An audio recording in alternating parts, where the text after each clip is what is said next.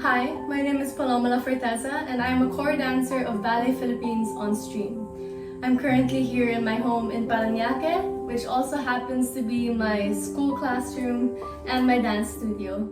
I started dancing ballet when I was 5 years old, but I think my love for dance and the arts in general began way before that. I grew up in a very artistic family. Both my parents were dancers when they were younger.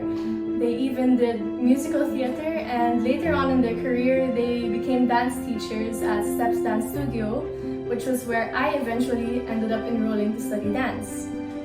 For as long as I can remember, I was surrounded by dancers, dance teachers, choreographers, singers, and actors, and I would see them perform almost every day because I would tag along with my parents to watch rehearsals. And at a very young age, I was probably around 3, I already fell in love with the world of the performing arts.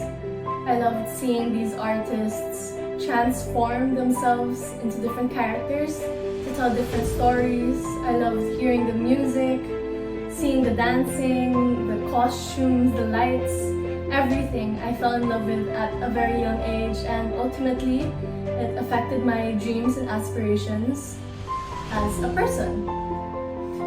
So my parents actually never forced me into dancing, because I know for a lot of kids they start ballet just because it's a norm, it's something to get them moving. For me, I wanted to dance. I loved performing, I loved having people watch me dance, even when I was very young. So yeah, it was love at first play, I guess. I think one of the things that makes my personal dance journey special is the fact that I was exposed to many forms of dance. It wasn't just ballet. So I started ballet at 5, but later on I joined jazz and then modern dance, and I even tried a little bit of hip-hop. Of course, there were days when I loved one genre more than the other, or I felt like I was better at one genre over the other, but all in all, learning all of these dance genres, taking all of these classes, helped me find myself as a person and as a dancer. It helped me find what makes me as a performer, and I got to know myself a lot just by learning dance. Everybody knows that being a dancer is quite difficult, to say the least.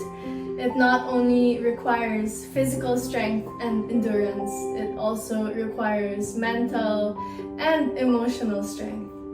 You have to be able to dedicate your time and be responsible to set goals for yourself and do everything that you can to achieve those goals.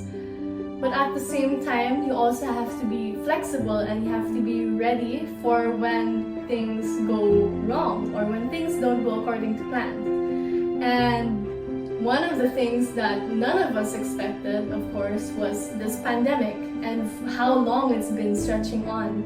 Being in a pandemic has brought a whole new set of challenges into the picture of becoming a professional dancer. One of the biggest struggles I faced was probably time management. I often feel like there aren't enough hours in a day to do everything that I need to do for school, for Ballet Philippines, and for my family. It's still quite difficult and frustrating, and I still make mistakes from time to time, but this is life now, and my dreams from when I was a little girl haven't changed. I still want to dance, I still want to perform. So right now, this is just a little obstacle that we'll get through eventually. And it's still part of my journey as a dancer, so I might as well make it worthwhile and try to learn everything that I can from the situation. Amidst all the chaos, confusion, and uncertainty brought about by the pandemic, I found that the most important thing to do is to sit back and listen. To listen to the people who are most important to you, to listen to your teachers and co-workers, your co-dancers, and most of all, to listen to yourself. When you take time to just sit down and reflect on your emotions and everything that's happening around you, it will be easier to understand the situation, to come to terms with it, and to try to find ways to make it better and to move forward. At the start of the pandemic, I actually stopped taking dance classes for a while. Well, more than a while, for a few months actually. And the reason behind this was because I was just so overwhelmed and I was so uncertain with what I wanted to do with my life, and I didn't know how to move forward with my dance career. Luckily, Ballet Philippines came into the picture and pulled me out of that hole by offering me new projects to work on with the company and an amazing set of master classes to attend. And by offering me this opportunity, I forced myself to push past my irrational fears and to start dancing ballet again.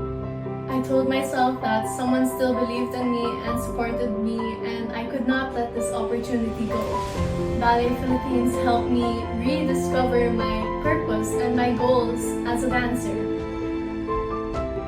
Right now, I'm most grateful for the fact that I'm still able to dance. I'm still able to share my talent and my heart to anyone who would listen or watch.